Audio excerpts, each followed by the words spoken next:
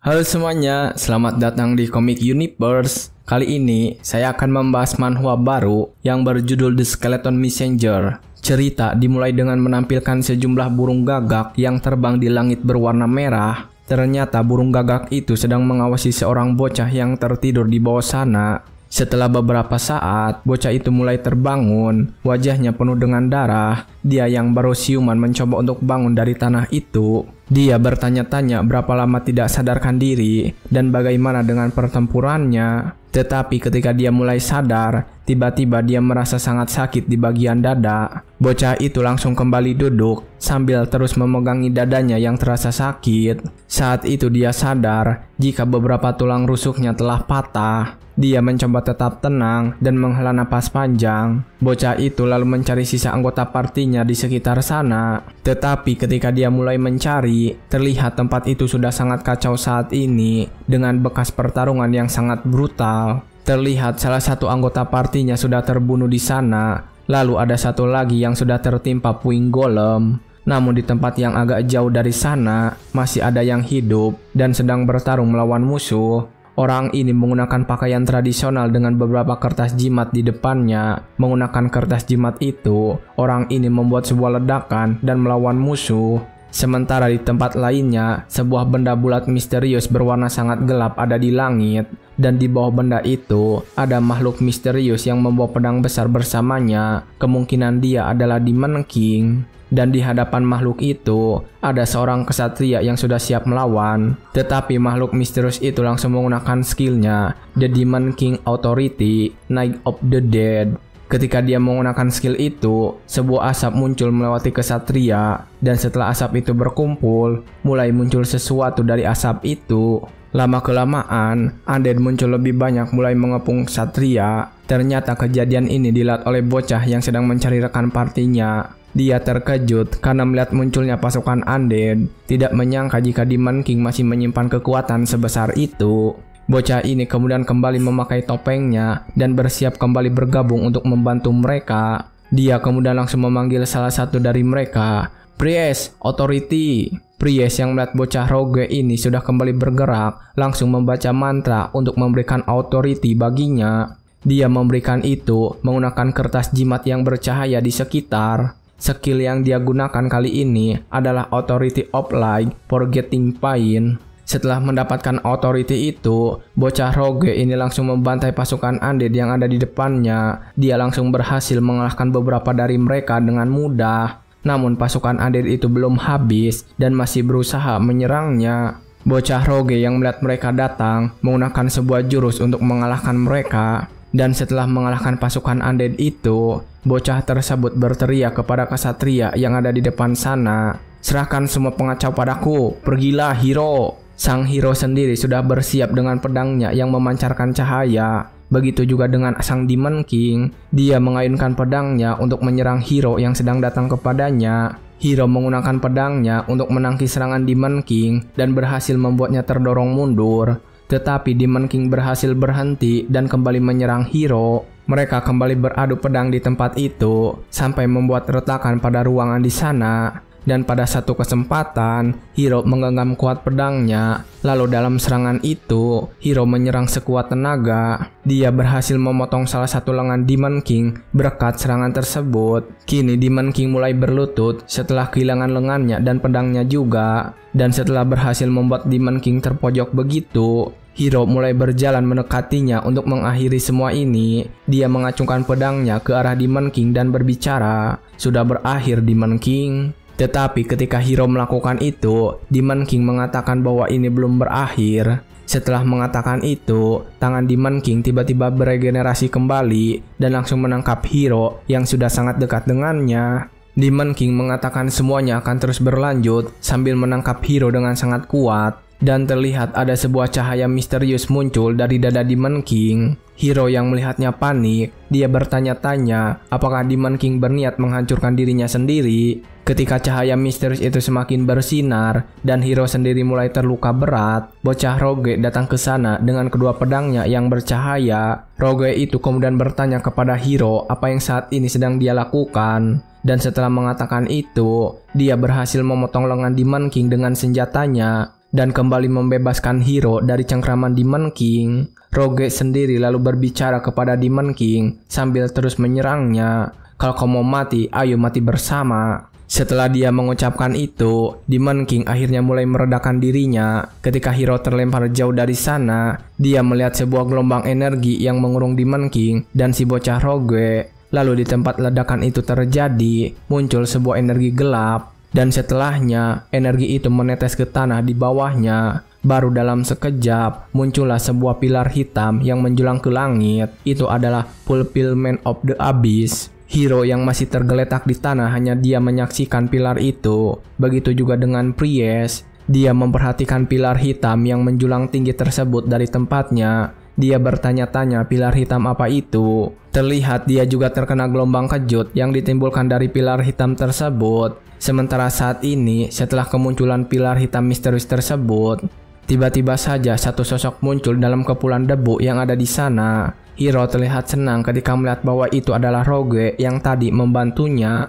Tetapi setelah debu-debu itu hilang dan tubuhnya semakin terlihat jelas, Hiro matanya terbuka lebar karena terkejut. Dia melihat separuh tubuh Rogue sudah hilang tidak berbekas. Bahkan di sana masih ada Demon King yang masih selamat. Saat itu Demon King juga masih terus berbicara sambil mencoba untuk menangkap Rogue yang sedang terluka. "Aku bergegas ke sini untuk menyaksikan Yang Mulia mewarisi tahta kekuasaan. Namun pada akhirnya, apakah semuanya hanya kekuatan sia-sia?" Tetapi ketika dia akan berhasil menangkapnya, Rogue tersebut ternyata masih hidup. Dengan kakinya dia mulai menghajar wajah Demon King. Demon King yang terkena serangan itu terkejut saat mengetahui Rogue masih hidup. Kemudian saat ini, terlihat Rogue itu memiliki mata yang berbeda, seolah dipenuhi energi demonik. Demon King yang melihat itu bertanya-tanya apakah makhluk di depannya ini juga memilikinya kualifikasi untuk menerima Throne of Authority. Demon King yang penasaran itu menggunakan tangannya untuk menangkap bocah Rogue dan langsung menekannya ke tanah dengan sangat kuat. Ketika dalam keadaan tersebut, Rogue itu mulai memanggil teman-temannya, mengatakan jika inilah saatnya. Mendengar perintah itu, Priest langsung menggunakan kekuatannya untuk memberikan Authority of Light kepada Hiro.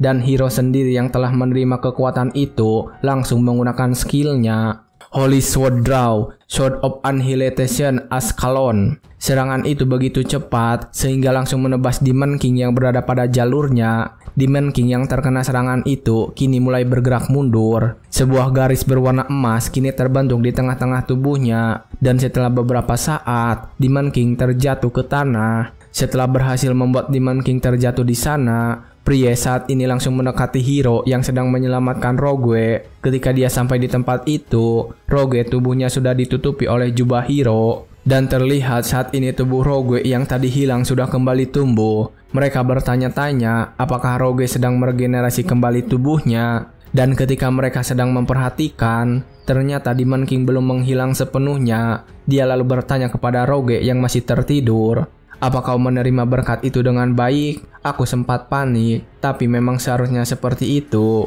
Hiro yang melihat Demon King masih berbicara mulai kembali bangkit untuk menyerang. Tetapi Demon King sendiri memintanya untuk tenang. "Jangan khawatir Hiro, tubuh fisikku sudah menjalankan tujuannya dan kini runtuh. Ini adalah kemenanganmu." Memang benar setelah mengatakan itu, Demon King yang mencoba untuk tetap berdiri kini mulai menghilang. Kepalanya bahkan sudah terlepas dari tubuhnya. Namun dalam kondisi itu, dia masih terus berbicara kepada mereka berdua. "Pesan terakhirku, kisahku berakhir di sini.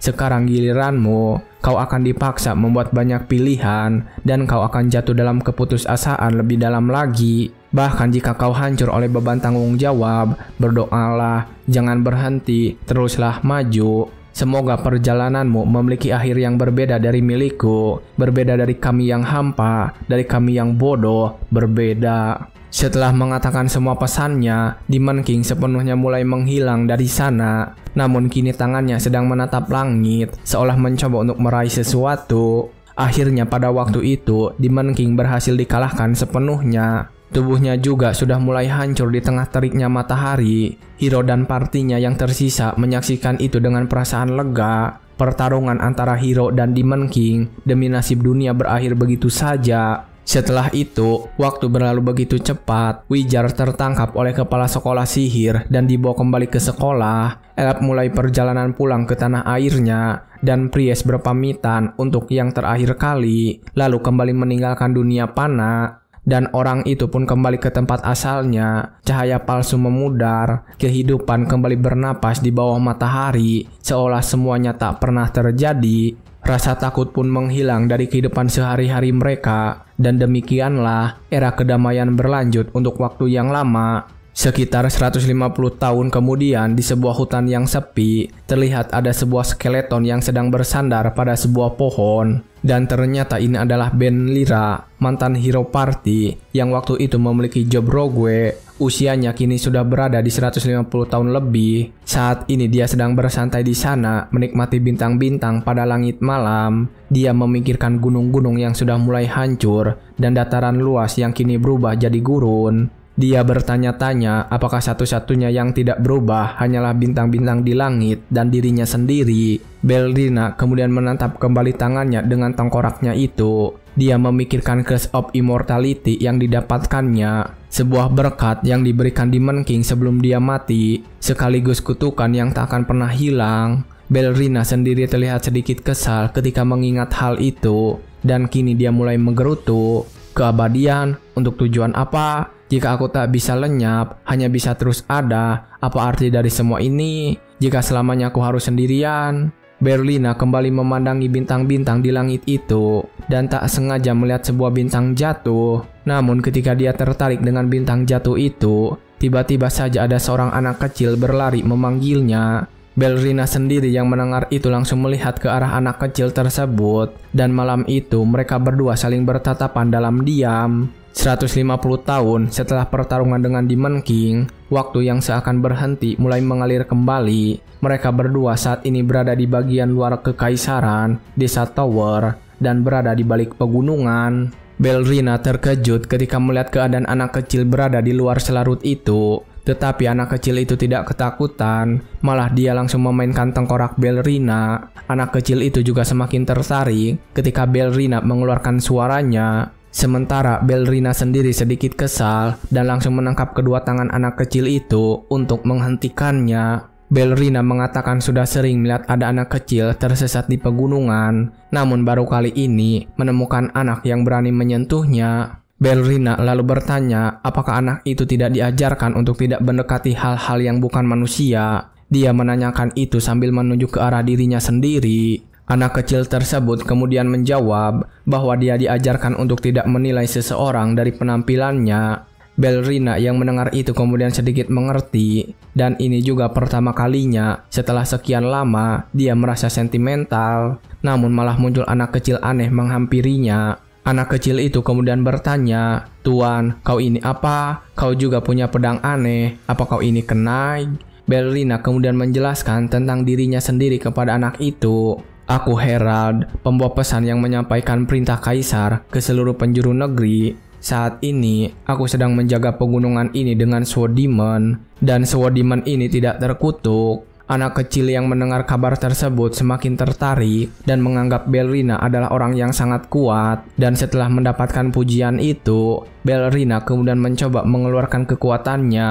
Dia menjelaskan jika melaksanakan perintah kaisar bukanlah hal yang mudah yang bisa dilakukan oleh siapa saja. Dia mengatakan perlu menguasai magic tingkat lanjut seperti nekromansi untuk bisa melakukannya. Dan Ballerina mempraktekkan magic itu menggunakan kekuatan dari pedang tersebut. Namun anak kecil itu saat ini malah tertarik dengan makhluk yang berusaha jadi summon. Dan ketika anak itu memanggilnya Tuan, Ballerina menolak, mengatakan jika dia bukan Tuan. Dan setelah beberapa obrolan, anak kecil itu semakin tertarik. Dia kemudian memohon untuk diangkat menjadi muridnya, mengatakan jika dia ingin menjadi kuat. Ballerina yang mendengar itu merasa ada kesempatan untuk menghapus rasa bosannya dari grinding yang tidak berujung itu. Namun Ballerina langsung mengurungkan niatnya karena dia merasa jika menerima murid terlalu merepotkan. Anak kecil yang mendengar itu kemudian mencoba membujuknya dan bahkan sampai memukul tengkoraknya. Bukankah seharusnya ini adegan di mana kau menerimaku sebagai muridmu? Ah, terima saja kek, dasar paman tua, bajingan, tulang hampa, skeleton keji. Tetapi meskipun anak kecil itu terus memohon, Belrina tetap tidak menurutinya. Dan akhirnya malam itu pun berlalu. Keesokan harinya ketika matahari sudah tinggi, Belrina terlihat masih sedang tertidur di bawah pohon tersebut dan tidak pindah sedikit pun. Namun ketika dia masih tertidur di sana, anak kecil yang semalam menemuinya tiba-tiba saja berlari melewatinya. Belrina yang terkejut kemudian bangun, bertanya kepada anak kecil itu apakah dia tidak ingin pulang. Anak kecil yang sedang bermain dengan makhluk saman kemudian menjawab, dia tidak akan pulang karena Belrina akan mengajarinya swordsmanship di sini. Belrina yang mendengar itu menjadi kesal dan memarahinya, memintanya untuk pulang secepat mungkin karena takut orang tuanya akan khawatir dan tidak ingin dibilang sebagai monster penculik anak-anak penampilannya ini. Tetapi anak kecil itu mengatakan sesuatu yang mengejutkan. Tidak perlu khawatir soal itu. Rumahku sudah terbakar habis bersama dengan orang tuaku juga. Ibuku memintaku untuk menjadi kuat jika aku mau bertahan hidup sendiri. Jadi aku harus menjadi manusia yang kuat. Kau pasti paham kan? Anak kecil itu tersenyum setelah mengayunkan kayu yang dianggap sebagai pedang. Ketika melihat anak kecil tersebut tersenyum dengan pose seperti itu, Belrina mengingat kembali ketika dirinya dulu masih hidup dan sedang bersama party hero. Ketika dia melihat bayangan dirinya sendiri itu, Belrina menghela napas, mengatakan jika dia akan mengajari anak kecil itu swordsmanship-nya. Anak kecil yang mendengar itu terlihat sangat bersemangat dan bertanya apakah Belrina tidak sedang berbohong. Belrina kemudian duduk dan menjelaskan jika wanita kehormatan tidak sepantasnya menolak permintaan anak kecil. Anak kecil yang mendengar itu terkejut karena tidak menyangka jika skeleton yang diajak bicara adalah seorang perempuan. Dia kemudian langsung berterima kasih kepada Belrina juga.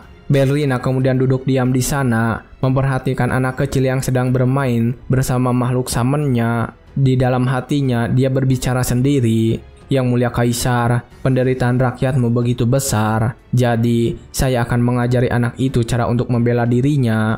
Hal ini akan menjadi penebusan dosa saya yang telah tegar menyampaikan pesanmu. Akhirnya, setelah beberapa saat, Belrina mulai mengajari anak kecil itu dengan sebatang kayu. Setelah berlatih, mereka berdua duduk beristirahat di bawah pohon. Bahkan Belrina menunjukkan magic yang bisa digunakan menggunakan pedang demonnya. Dia juga membiarkan makhluk samennya itu untuk bermain dengan anak kecil tersebut. Tetapi ketika dia sedang beristirahat, dia terkejut karena anak kecil itu mampu menggunakan dua pedang untuk mengusir makhluk samen. Bahkan setelah puas dengan bermain, Belrina mengajak anak kecil itu untuk menjahili orang lain.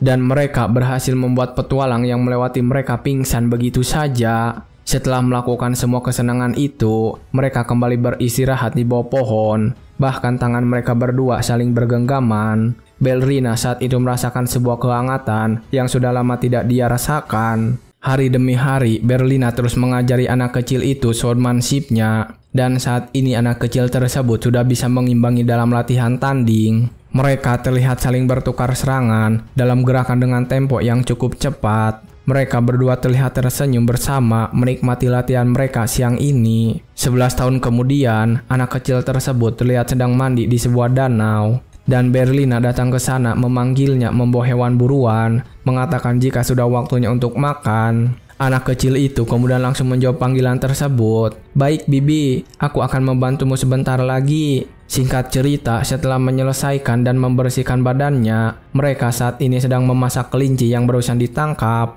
Dan ketika sedang memasak hewan buruan itu, gadis tersebut mengatakan jika punya hal yang serius untuk disampaikan.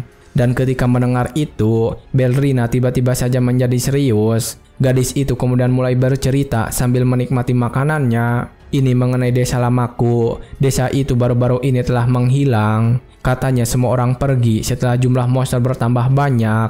Kekaisaran telah mengabaikan tempat terpencil itu. Jadi sekarang tempat itu terbengkalai. Semua orang sudah menyerah. Gadis itu kemudian mulai membicarakan tentang dirinya yang sudah sangat kuat saat ini. Dan Belrina langsung saja menebaknya serta menjelaskan sesuatu. Kau mau menjadi hero atau semacamnya? Aku sudah mengajarimu selama 11 tahun. Aku sudah bisa tahu apa yang sedang kamu pikirkan. Temanku pernah mengatakan hal yang sama. Dia ingin menjadi hero dan membantu orang-orang. Bahkan saat ditertawakan oleh orang lain, ejekan seperti dirinya yang lemah atau betapa mustahilnya itu. Dia menjawabnya dengan kita tak butuh kualifikasi untuk bisa menyelamatkan seseorang. Ketika Berlina mengatakan alasan tersebut, gadis itu terlihat diam dan merasa mendapatkan pencerahan. Dan ketika gadis itu sedang terdiam karena kagum dengan ucapannya, Berlina tiba-tiba mengatakan sesuatu dan memberikan sebuah belati. Sebagai Belnira, satu-satunya pewaris dari Northern Hunting Art dan sebagai mastermu yang menjaga tradisi, kuberikan belati ini kepada murid kesayanganku. Gunakanlah belati ini hanya dengan niat yang suci. Pergi, selamatkanlah dunia, lalu pulanglah. Aku akan selalu menunggumu di sini. Gadis itu kemudian menerima pisau belati dan setelahnya langsung pergi meninggalkan tempat tersebut. Berlina yang juga melambaikan tangannya saat itu bertanya-tanya berapa tahun yang akan dibutuhkannya. 5, 10 tahun, tentunya tak akan singkat. Sampai waktu itu tiba, Berlina akan menjaga tempat mereka. Berlina yakin tidak peduli berapa tahun telah berlalu, gadis itu pasti akan menyelamatkan dunia lalu kembali menemuinya di sini. Berlina kemudian menancapkan pedangnya lagi di tanah dan mulai duduk menunggu. Dalam waktu yang begitu pendek, ikatan yang singkat, pertemuan yang sebentar. Meskipun Berlina kembali sendiri lagi, berbeda dari sebelumnya, menunggu tidak lagi membosankan baginya. Ketika itu dia sedang duduk di depan pedangnya yang kini mulai ditumbuhi oleh rumput liar. Dan saat sedang menunggu di sana, tak terasa waktu telah berlalu. Gadis itu pun kini sudah kembali dan tiba-tiba menyapanya. Apa kau juga tersesat, Tuan? Berlina yang sedang diam fokus di sana langsung sadar dan kesal, kembali mengatakan hal yang sama seperti dulu. Sudah kubilang, aku ini bukan pamanmu. Sudah lama sekali, aku sampai lupa. Ketika Berlina membuka matanya, gadis itu sudah duduk di sana dan menyapanya. Tetapi gadis itu dalam keadaan yang tidak baik-baik saja. Tubuhnya penuh darah, bahkan sebelah kakinya hilang. Ketika Berlina terlihat sangat terkejut melihat keadaannya, gadis itu tetap tersenyum. Dan ketika Berlina ingin bertanya tentang kakinya yang hilang, gadis tersebut langsung tertawa keras, mengatakan kalau dia telah mengalami petualangan yang luar biasa. Dan juga betapa besarnya kekaisaran. Kemanapun dia pergi, dia selalu melihat pemandangan dan hal baru. Namun juga menemukan banyak sekali monster yang mengerikan. Gadis itu bercerita tentang membantu orang-orang sesuai apa yang diajarkan Berlina. Dan orang-orang tersebut mulai memanggilnya sebagai hero. Tetapi bagi kaisar, gadis tersebut adalah pengganggu. Karena kekaisaran berkata bahwa gadis ini menyepelekan otoritas kekaisaran dan memerintahkan dirinya untuk dibunuh. Ketika gadis itu sudah terlihat sangat kelelahan, Berlina dengan cepat langsung memeluk tubuhnya yang mulai lemas.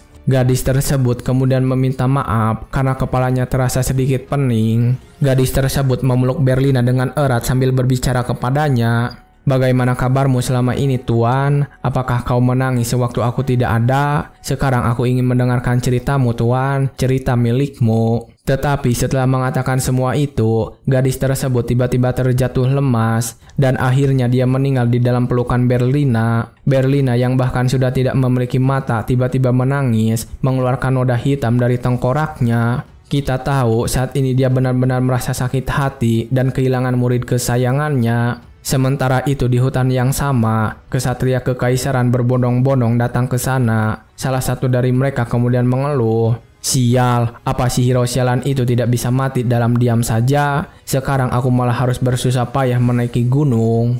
Namun ketika salah satu kesatria itu mengeluhkannya, komandan mereka menyuruhnya tutup mulut dan menggeledah area sekitar. Ketika sampai di sebuah tempat, komandan tersebut melihat Berlina yang sedang menunggunya di sana bersembunyi di balik semak-semak. Komandan kesatria tersebut kemudian meminta kepada Berlina untuk segera mengemas barang-barangnya dan pergi dari gunung ini. Berlina terlihat sangat marah saat itu. Dia mulai membuka bungkus yang selama ini menutup pedangnya. Berlina juga membalas ucapan komandan kesatria dengan serius. "Gunung? Kamu masih mengira tempat ini adalah gunung? Setelah penutup itu terlepas, terlihat pedang itu seperti memiliki mata, dan ketika kekuatannya memancar, dari dalam tanah tiba-tiba banyak tangan yang menangkap para kesatria. Dalam sekejap tempat itu menjadi sangat kacau, karena tangan-tangan itu menangkap dan menarik para kesatria lalu membunuh mereka. Sambil terus menyebabkan kekacauan, Berlina menjelaskan tentang tempat tersebut. 120 tahun yang lalu, sewaktu menjelajah sebagai pembawa pesan, aku telah menemukan sisa-sisa dari tentara Demon King di tempat ini. Aku membantai, memenggal, dan memotong mereka semua hingga menjadi dadu kecil. Mayat mereka menggunung, terkubur oleh tanah, dan hutan pun mulai tumbuh di atasnya, sehingga gunung mayat itu berubah menjadi pegunungan. Aku tetap di sini untuk menjaganya, karena takut necromancer lain mungkin akan memanfaatkannya. Tapi hal itu sudah tidak penting lagi. Berlina mengatakan semua itu sambil terus mengeluarkan air mata hitam dari lubang matanya. Dan dia terus menggunakan summon untuk membunuh para kesatria yang sedang mencari murid kesayangannya yang telah mati. Ketika semuanya sedang kacau, komandan kesatria meminta bawahannya untuk tetap tenang dan membuat formasi. Dia mengatakan kepada mereka, necromancer hanya bisa menggerakkan beberapa undead saja, meminta mereka menunggu sedikit lagi agar necromancer kehabisan mayat. Tetapi ketika dia mengatakan itu, matanya langsung terbuka lebar saat melihat kumpulan undead yang benar-benar tidak terhitung di hadapannya. Dia langsung ketakutan saat melihat hal yang luar biasa itu. Dan ketika seluruh pasukan undead telah dibangkitkan, komandan kesatria itu bertanya, "Sebenarnya siapa kau ini?" Ketika komandan kesatria menanyakan hal itu, salah satu undead yang menunggangi kuda langsung menebas kepalanya. Berlina juga mulai menjawab pertanyaan itu dengan penuh amarah. "Siapa aku ini? Kamu tanya siapa aku? Aku adalah mulut kaisar, suara kekaisaran." Berlina yang semakin marah kemudian mengangkat pedangnya tinggi dan langsung menancapkan pedangnya di tanah yang dia pijak. Dalam sekejap sebuah retakan yang sangat besar muncul di sana. Dan setelah melakukan itu, Berlina tiba-tiba saja berbicara sampai itu terdengar ke seluruh penjuru. Dan saat dia berbicara sebuah keanehan terjadi. "Wahai rakyat kekaisaran, dengarkanlah ucapan pembawa pesan ini. Jika kekaisaran bertindak menyimpang dari wasiat kaisar pendiri, aku berikan izin kepada para bangsawan dan warga negara yang setia untuk memperbaiki sikap kekaisaran. Tanah airku yang dulu, bayarlah harga dari kebengisanmu ini." Berlina benar-benar sudah sangat marah saat ini, bahkan air matanya terus mengalir membanjiri tengkoraknya. Hanya dalam beberapa saat saja, seluruh desa di dekat sana langsung hancur. Terlihat saat ini seorang kesatria sedang berlari meminta tolong kepada kelompok kesatria yang ada di desa sana. Dia sudah senang karena melihat kelompok kesatria lain dan bisa menyelamatkan dirinya. Tapi kesenangan itu langsung hilang ketika dia sedang melambaikan tangannya, sebuah tebasan dari belakang membunuhnya. Dan para undead sudah sampai di desa, pasukan undead itu langsung menyerang kesatria yang berkumpul di sana. Ketika mereka sedang memberitahu pasukan yang lain, sebuah granat yang terbuat dari dark energi dilemparkan, dan itu langsung meledakkan kesatria yang berkumpul di tempat itu. Saat ini terlihat ada beberapa undead yang terbang melayang menuju ke kekaisaran. Para kesatria yang melihat kejadian ini langsung sadar jika ini bukan ulah necromancer biasa, karena jumlah pasukan mereka sudah bagaikan tentara. Terlihat pasukan undead yang menunggangi kuda juga sedang bergegas menuju ke kekaisaran. Ketika mereka akan mencoba untuk menghalanginya, seseorang di antara kesatria meminta mereka semua untuk minggir. Terlihat dia sudah bersiap untuk mengayunkan pedang besarnya. Orang ini kemudian menggunakan skill yang bernama Doan Ryu Wolfhan. Sebuah tebasan kuat menggunakan pedang besar itu tiba-tiba saja meninggalkan garis-garis putih pada pasukan undead yang ada di sana. Dan setelahnya itu membuat mereka semua terpotong dengan senjata yang sangat tajam. Dan orang ini adalah kenaik kekaisaran, Esur Soma. Esur sendiri saat ini terlihat kelelahan setelah menggunakan tekniknya tersebut. Dia bertanya-tanya necromancer bajingan macam apa yang bisa membangkitkan pasukan penuh seperti ini. Saat dia sedang memperhatikan sekitarnya, tiba-tiba dia fokus karena melihat makhluk yang sangat besar. Dan semakin memperhatikannya, Esur akhirnya menemukan Berlina si necromancer. Dan saat dia menemukannya, Berlina ternyata sedang menuju ke arahnya. Esur yang melihatnya datang menganggap jika Berlina bodoh, karena tidak seharusnya seorang necromancer maju ke barisan depan untuk menunjukkan dirinya. Esur kemudian sudah mengambil sikap lagi untuk mengeluarkan sebuah jurus. Kali ini dia menggunakan jurus bernama Doan Ryu Lop Cloud. dan menggunakan jurus itu, tiba-tiba saja semua undead terkena serangan pada kakinya, termasuk Berlina juga. Dan ketika mereka mulai terjatuh, mereka kehilangan kaki mereka. Berlina yang mendapatkan luka di kakinya juga tidak menyangka jika serangan yang hanya mengarah ke kakinya bisa dilakukan dari jarak sejauh itu. Kemudian ketika sedang memperhatikan hal itu, Berlina kembali teringat saat melihat murid kesayangannya kehilangan kakinya. Berlina menjadi semakin marah, bertanya kepada Esur saat itu juga. Ketika mengetahui siapa pelaku yang membuat murid kesayangannya mati, Berlina langsung melompat dari sana untuk menyerang Esur.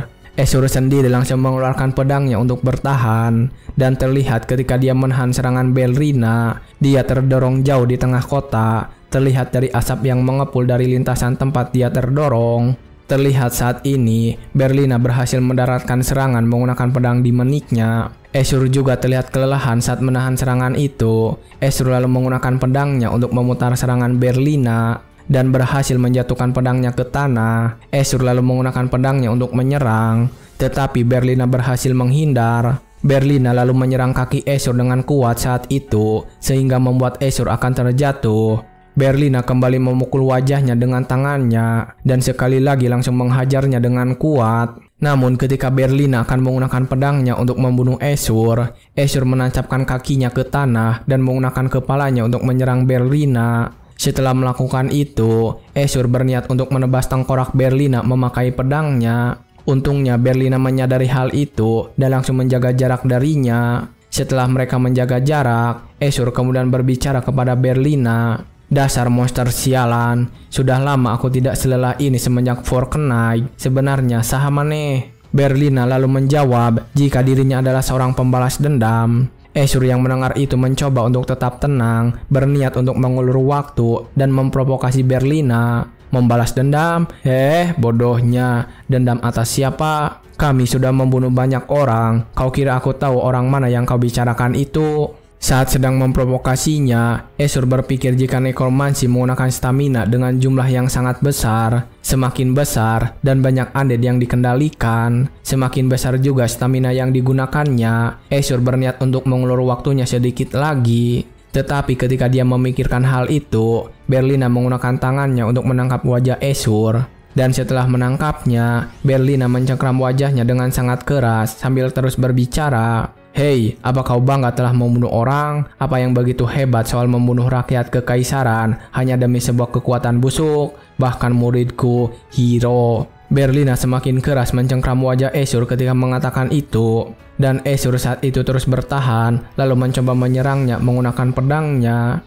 Tetapi Berlina menyadari hal itu dan langsung menusuk tangannya menggunakan pedang di menik. Setelah melakukan itu, Berlina langsung menendangnya dengan keras sampai menghancurkan sebuah bangunan. Dan meskipun sudah terluka serta terkapar di tumpukan puing itu, Esur terus saja memprovokasinya. Dasar monster sialan, kau dari tadi terus mengeluh. Ini semua demi kebaikan kekaisaran. Kematian mereka semua dibutuhkan. Sungguh bajingan yang menyedihkan. Mendengar itu, Berlina menjadi semakin marah. Dia berkata jika kematian Esur di tangannya akan menjadi suatu kebutuhan juga. Esur kemudian membalas jika hari ini dia tidak akan mati.